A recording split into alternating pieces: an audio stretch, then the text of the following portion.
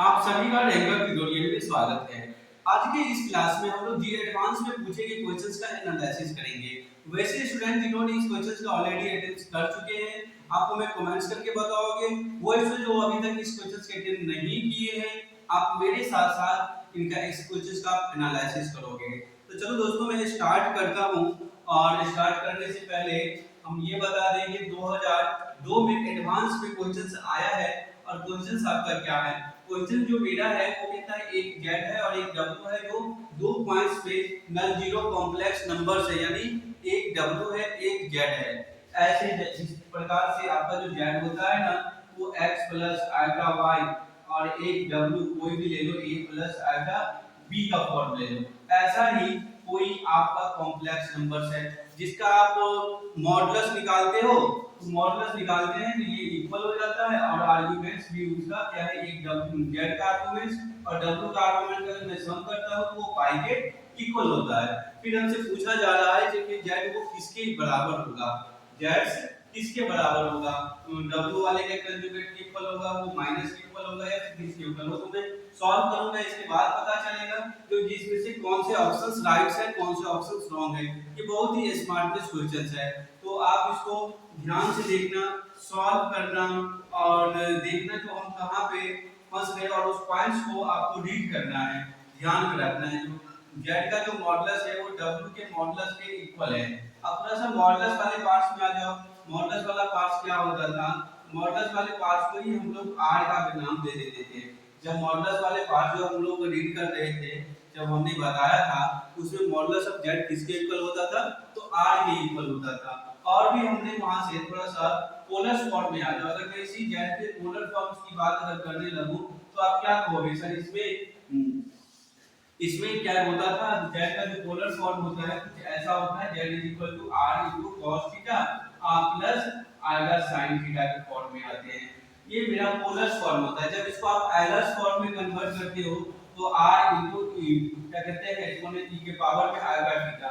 Similarly condition अगर मैं इसकी ले लो तो अब दो है तो एक w का क्या हो जाएगा, तो r भी होगा साथ में, तो यहाँ पर अब दूसरा एंगल का कोई नाम दे देता हूँ और ये मेरा sin फाई हो गया। अब इसके लिए हमें क्या लिखना होगा, e की पावर फाई लिखना होगा। तो आप कह सकते हो जो देयरफॉर मेरा जो z है वो r e आइटा की पावर थीटा है और साथ में मेरा जो w है वो r e के पावर आइटा फाई के इक्वल होता है। आप इस तरीके से इसको कंसीडर कर सकते हो। साथ में अब आपके पास कंडीशंस क्या गिवन है, तो हमारे पास जो कंडीशंस गिवन है, एक और कंडीशंस गिवन है ना, एक आर्गुमेंट्स ऑफ z और प्लस में क्या है तो आर्गुमेंट्स ऑफ w, ये किसके इक्वल है, तो पाई के इक्वल है। आर्गुमेंट्स ऑफ z और आर्गुमेंट्स ऑफ w का मतलब क्या होता है, तो ये होता है tan के रिस्पेक्ट में होता है। तो tan के रिस्पेक्ट में मतलब इसका थीटा क्या होता है, तो इसका जो एंगल होता है वो थीटा होता है और इस वाले का जो एंगल होता है वो फाई होता है। तो थोड़ा सा कंसीडर करोगे, इससे हमें क्या मिलेगा, तो थीटा मिलेगा, इससे क्या मिलेगा तो हमें पाई मिलेगा, यानी theta theta plus phi equal to कितना हो जाएगा, तो tan आपका कितना हो जाएगा, तो थोड़ा ध्यान दोगे ये पाई के इक्वल हो जाएगा। तो थीटा को आप क्या लिख सकते हो, थीटा को हम लिख सकते हैं पाई माइनस फाई लिख सकते हैं। थीटा हमारा क्या हो जाएगा, पाई माइनस फाई हो जाएगा। जिन स्टूडेंट को यहाँ भी दिक्कत हो रहा है और ऑलरेडी मैंने प्रॉपर्टीज ऑफ आर्गुमेंट्स का वीडियो लेक्चर्स बना चुका हूँ, आप वहां पर अटेंड करके देख सकते हैं, फिर इसके बाद आप वॉच कर लेना। ठीक है दोस्तों, तो आगे अगर मैं बढ़ता हूँ तो सबसे पहले W का कंजुगेट करेगा, W का अगर मैं कंजुगेट करें तो इसका कंजुगेट हो रहा है। W के कंजुगेट्स का मतलब क्या हो जाएगा, जैसे कि अगर इसका आप कंजुगेट करोगे तो ये नेगेटिव हो जाएगा, मतलब यहाँ भी ये नेगेटिव में आ जाएगा।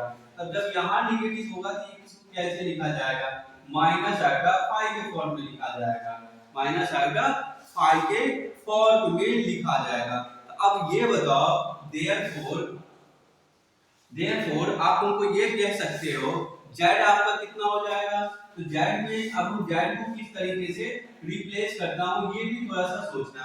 यहाँ पे थीटा को क्या लिख दिए हो, पाई माइनस फाई लिखे हो, थीटा को क्या लिखे हो, पाई माइनस फाई।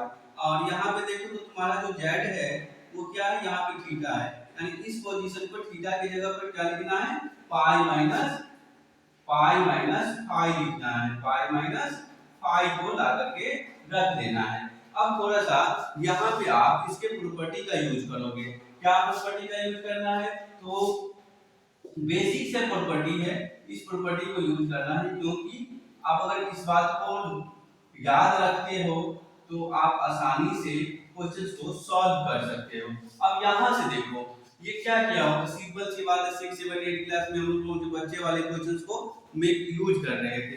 अब इसके बाद थोड़ा सा ध्यान में रखो, अगर मैं इसको ऐसे लिख लूं तो किन्हीं स्टूडेंट्स को कोई परेशानी है क्या, नहीं है।